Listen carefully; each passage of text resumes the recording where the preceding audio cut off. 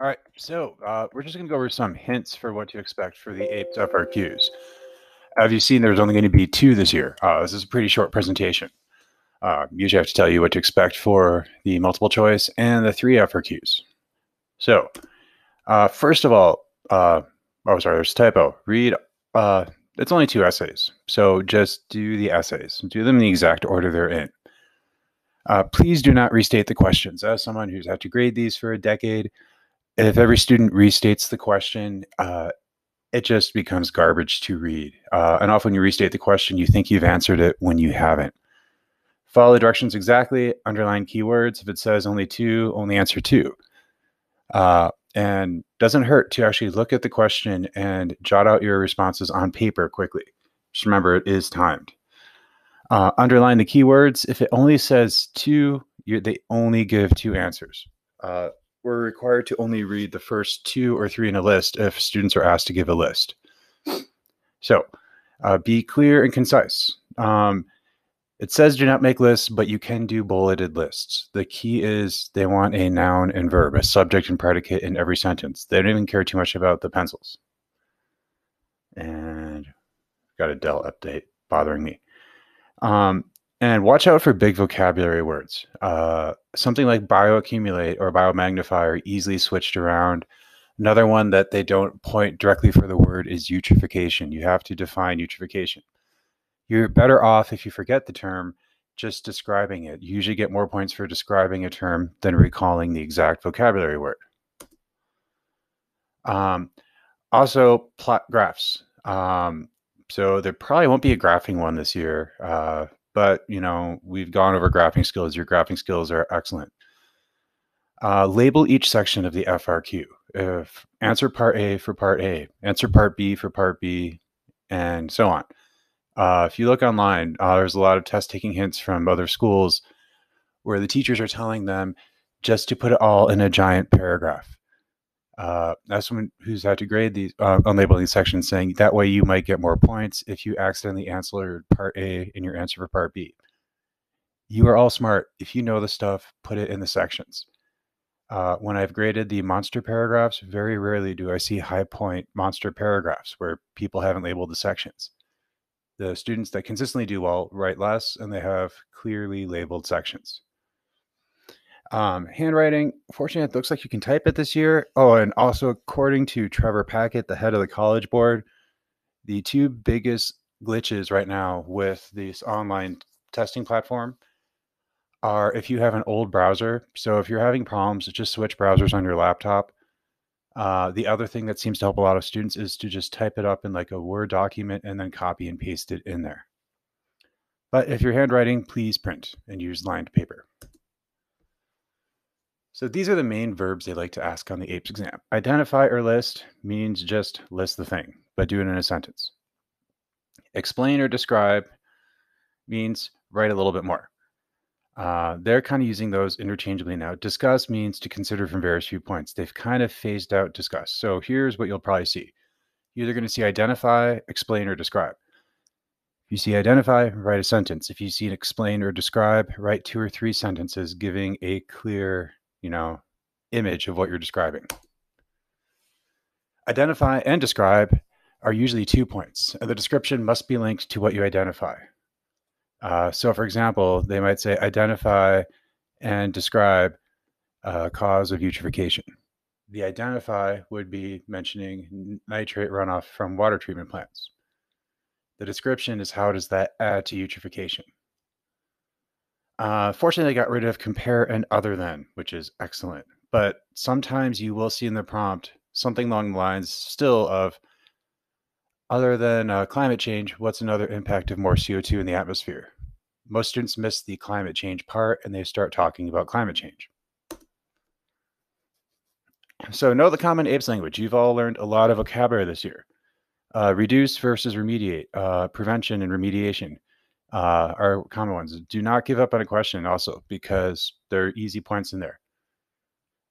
Where an explanation or discussion is required, support your answer. And once again, if it only asks for 2, only give 2, not 3. If it asks for 1, just give 1. They've kind of phased out all of the following except questions. Thank God. So math problems. Um, First of all, the biggest mistake students make on math problems is they leave them blank. Because so many students leave them blank, these things are basically extra credit. The problems are simple multiplication, division, and addition. Show every calculation in your booklet. Well, you won't have a booklet. For this, probably the easiest way to do it is what you've been doing in my class, where you write it on paper and send me a photo. So, because I believe you can upload an image. Do not give up on something because you're afraid of the math. And no naked numbers. Use units on everything. And also realize that there's going to be questions in there that aren't related to math.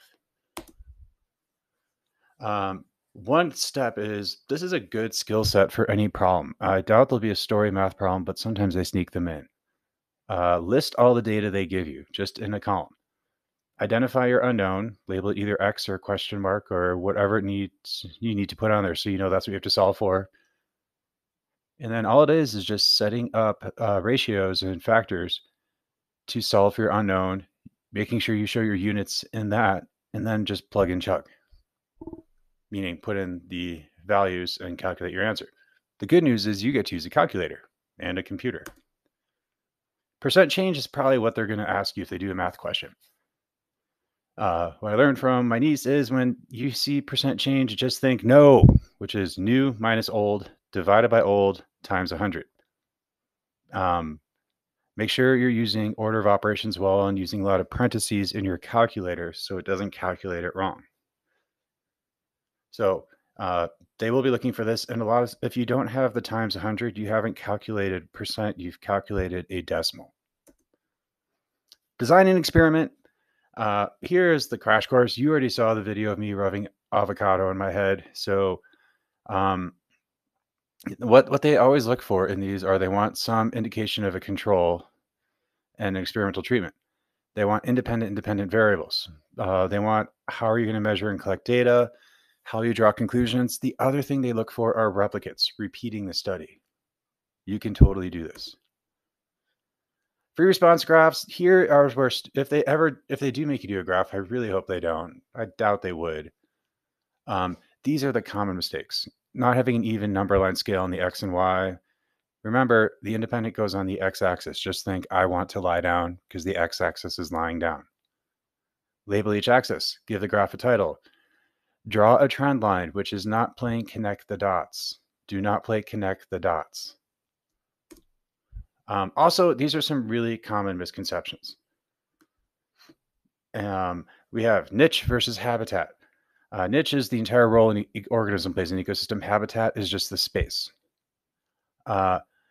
Nitrogen is not air pollution. Nitrogen is the most abundant gas in the atmosphere, so don't refer to nitrogen as air pollution. CO2s and CFCs are often interchanged. The only commonality they have is they both are culprits in climate change, but we've greatly reduced our CFC production. Focus CFCs on ozone degradation and CO2 on climate change. Also, atmospheric ozone and ground level ozone. Remember, up in the stratosphere, ozone is bad. That would be the atmospheric ozone. At ground level, it's photochemical smog. Oh, sorry. We want the ozone in the stratosphere because that's our ozone layer. We do not want it at ground level because that causes smog. We talk about the difference between fission and fusion. The only one we can currently do and control is fission. And also the origin of atmospheric acids. SOx and NOx form acid rain. The difference between conventional and alternative energy. And also the passive and active solar energy as well. Just the one big thing is be super specific.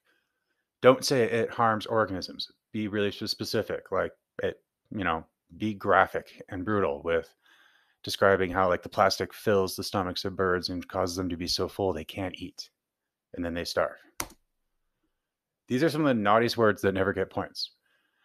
Chemicals. Everything is a chemical. So don't say chemicals. Be specific about a chemical because otherwise it sounds like you're talking out of your butt. Pollution. Be specific about pollution. Also, chemicals in the environment is not a good answer either.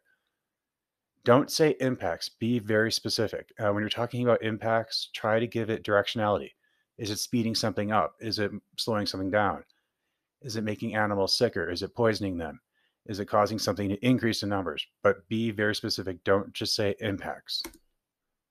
So that was a crash course on what to expect.